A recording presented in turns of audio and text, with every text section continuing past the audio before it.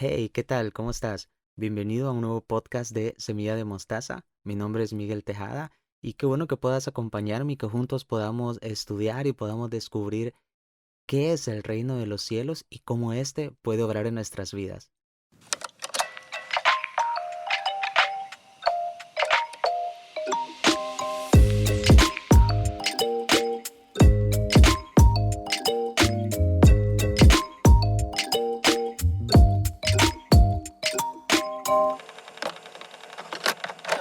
La escena, una fiesta, un momento de alegría para compartir y para celebrar, un momento especial.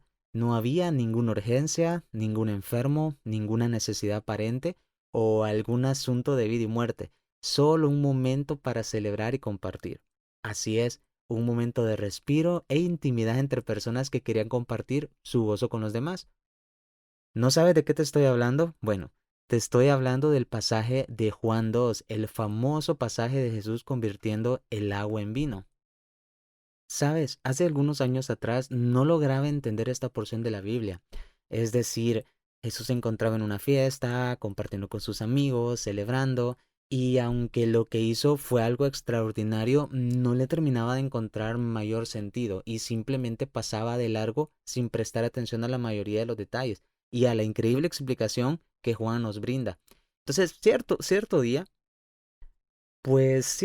las cosas cambiaron y decidí prestar como atención a los detalles e intentar comprender qué enseñanzas Jesús quería mostrarnos, por qué, cómo un milagro alejado de la atmósfera, de la necesidad y sufrimiento humano tenía tanto peso para salir escrito en la Biblia.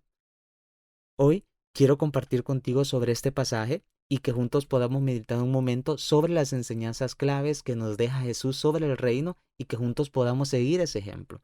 Así es que vamos a leer Juan capítulo 2 del 1 al 11. Si tienes una Biblia ahí puedes buscarla por favor y si no pues puedes escucharlo conmigo. Y dice así. Al tercer día se celebró una boda en Cana de Galilea y la madre de Jesús se encontraba allí. También habían sido invitados a la boda Jesús y sus discípulos. Cuando el vino se acabó, la madre de Jesús le dijo, ya no tienen vino. Mujer, ¿eso qué tiene que ver conmigo? Respondió Jesús. Todavía no ha llegado mi hora. Su madre dijo a los sirvientes, hagan lo que él les ordene. Había ahí 6 tinajas de piedra de las que usan los judíos en sus ceremonias de purificación. En cada una cabían 100 litros. Jesús dijo a los sirvientes, llenen de agua las tinajas, y los sirvientes las llenaron hasta el borde. Ahora, saquen un poco y llévenlo al encargado del banquete, les dijo Jesús, y así lo hicieron. El encargado del banquete probó el agua convertida en vino sin saber de dónde sabía, aunque sí lo sabían los sirvientes que habían sacado el agua. Entonces llamó aparte el novio y le dijo, todos sirven primero el mejor vino, y cuando los invitados ya han bebido mucho, entonces sirven el más barato. Pero tú has guardado el mejor vino hasta ahora. Esta, la primera de sus señales, la hizo Jesús en Cana de Galilea. Así reveló su gloria y sus discípulos creyeron en él. Primero que nada, quiero aclarar algunos detalles para que podamos entrar de lleno en historia y así tener una mejor comprensión de todo lo que sucedió en esa boda. Y es que fue un suceso de hace más de 2000 años en una cultura totalmente diferente a la nuestra. Y es que lo primero que debemos de entender es que las bodas no se celebraban como las celebramos nosotros hoy en día. En Palestina, una boda era una ocasión muy especial. La ley judía especificaba que la boda de una virgen se debía celebrar en miércoles. Las bodas duraban mucho más de un día. La ceremonia en sí tenía lugar por la tarde después de una fiesta. Después de la ceremonia se acompañaba a la pareja a su nuevo hogar. Para entonces ya había oscurecido y la comitiva iba por las calles de la aldea a la luz de las antorchas llameantes y con un dosel bajo el que iba la pareja. Llevaban por un camino intencionadamente más largo para que hubieran más personas y así pudieran felicitarlos. Pero la nueva pareja no se iba no se iba a luna de miel como normalmente se hace hoy en día, sino que se quedaban en casa y recibían toda la semana visitas de las personas que los querían felicitar. Llevaban coronas y se vestían con su ropa de bodas.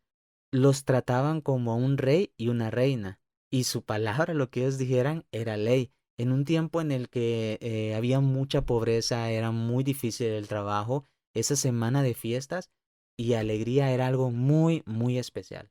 Creo que con esto ya nos damos cuenta de la importancia de las bodas en esa época, ¿sí? Y lo diferente que eran de nuestra época, donde a lo mucho la boda dura mediodía y luego de eso la pareja no se va a su casa, probablemente emprende un vuelo o van a algún lugar de luna de miel durante varios días. ¿Por qué te hablo de esto?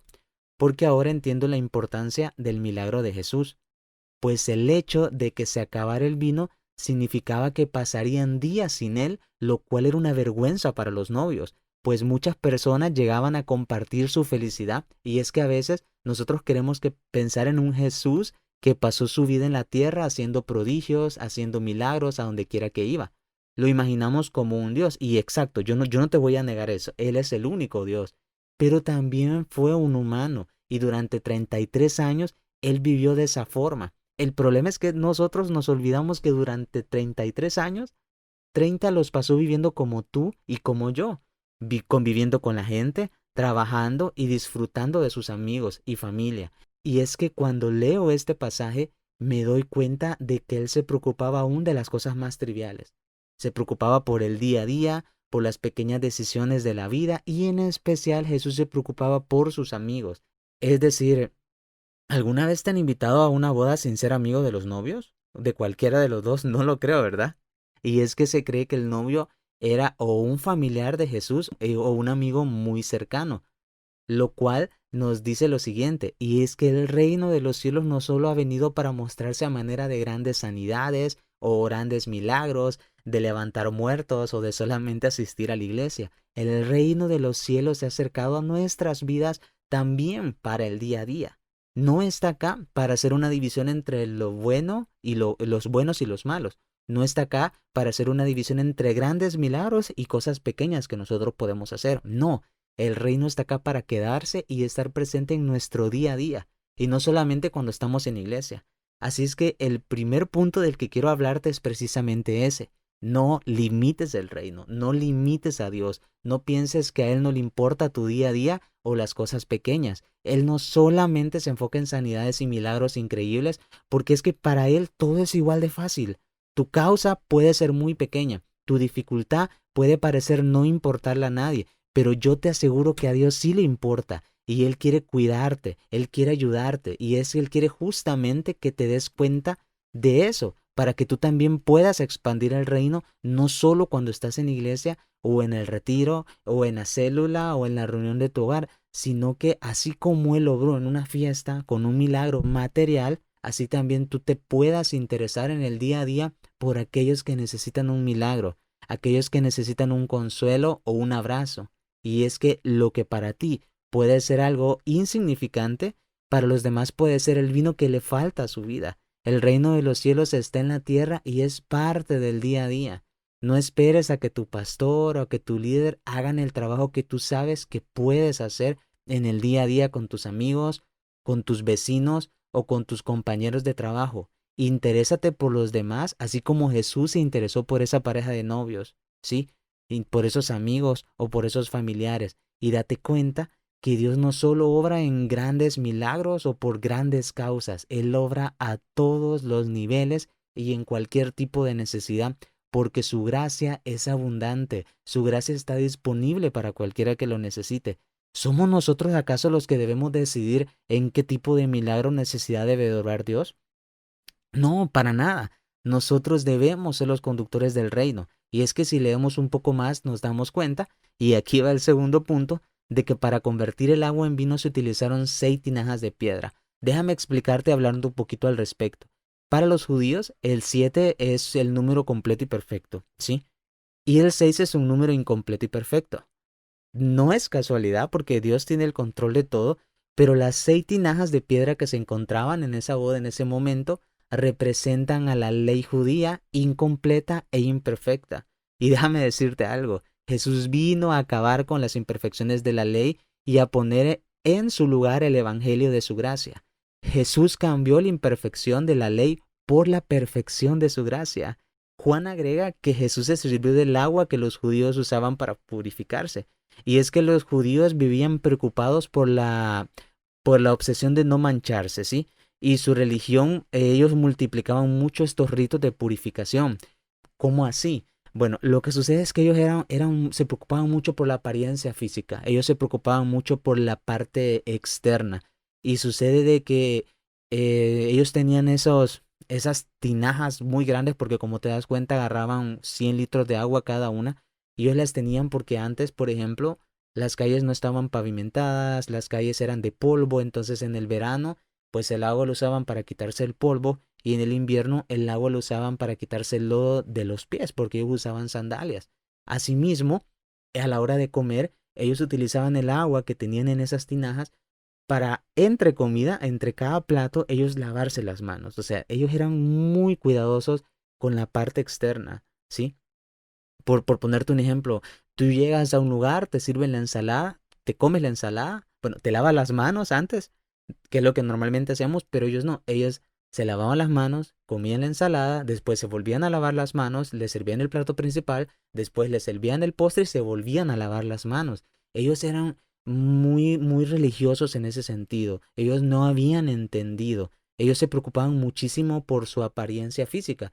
Y es que en una ocasión varios maestros de la ley le recriminaron a Jesús que sus discípulos no se lavaban las manos para comer, pero él les dijo que lo que realmente mataba no era lo que entraba por la boca, no era lo de afuera, sino lo que salía de esto, es decir, lo de adentro. Y es que el agua simboliza la ley y el vino simboliza su sangre preciosa derramada en la cruz, ¿sí? En la última cena con sus discípulos, Jesús les dijo que el vino que estaban a punto de beber representaba su sangre.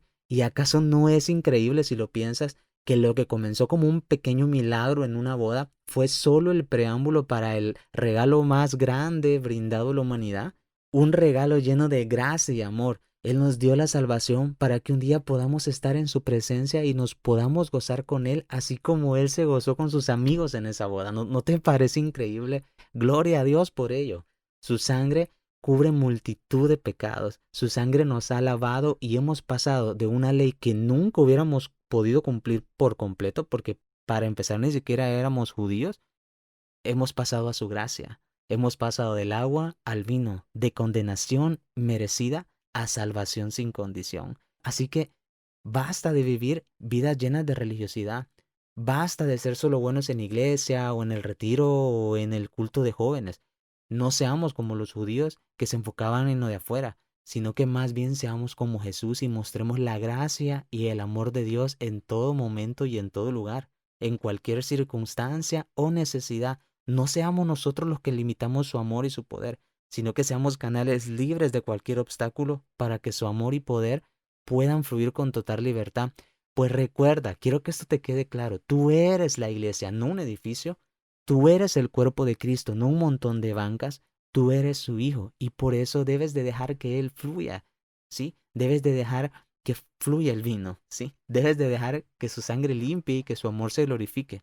Y quiero contarte una historia para cerrar, ¿sí? Hace algunos años atrás tenemos un vecino nosotros y resulta de que en el patio trasero, la tubería del patio iba a dar a la calle. Y en la parte de la calle de afuera había un árbol. Entonces ese árbol, bueno, con el tiempo creció, pasaron los años y se hizo muy grande.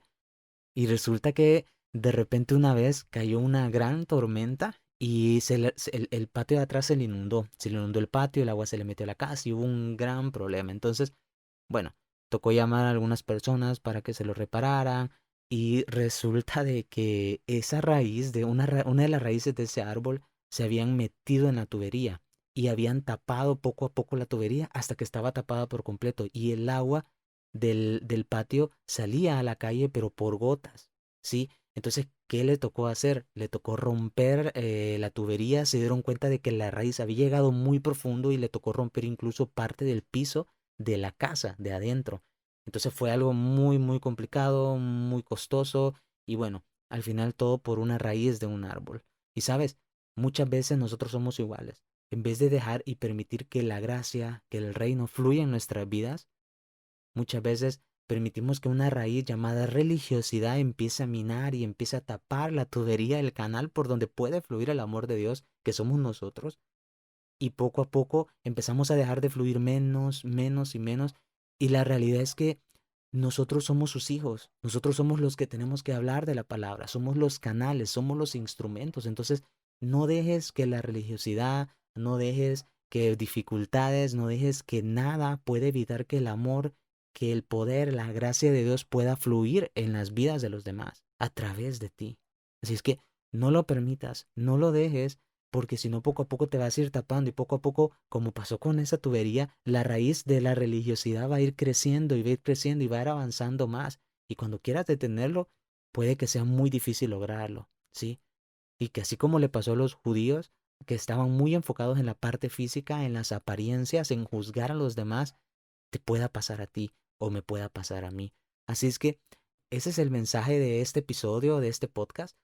Y pues espero que haya sido de mucha bendición. Créeme que para mí también lo es. Y pues solamente darte las gracias por haberme acompañado hasta acá. También te invito a que nos puedas seguir en las redes sociales como Semilla de Mostaza, tanto en Instagram, en Facebook. También puedes encontrar este podcast en YouTube como Semilla de Mostaza y en Spotify. Así es que ha sido un gusto, una bendición y espero podamos compartir en el siguiente capítulo. Hasta luego, que Dios te bendiga y te cuide mucho.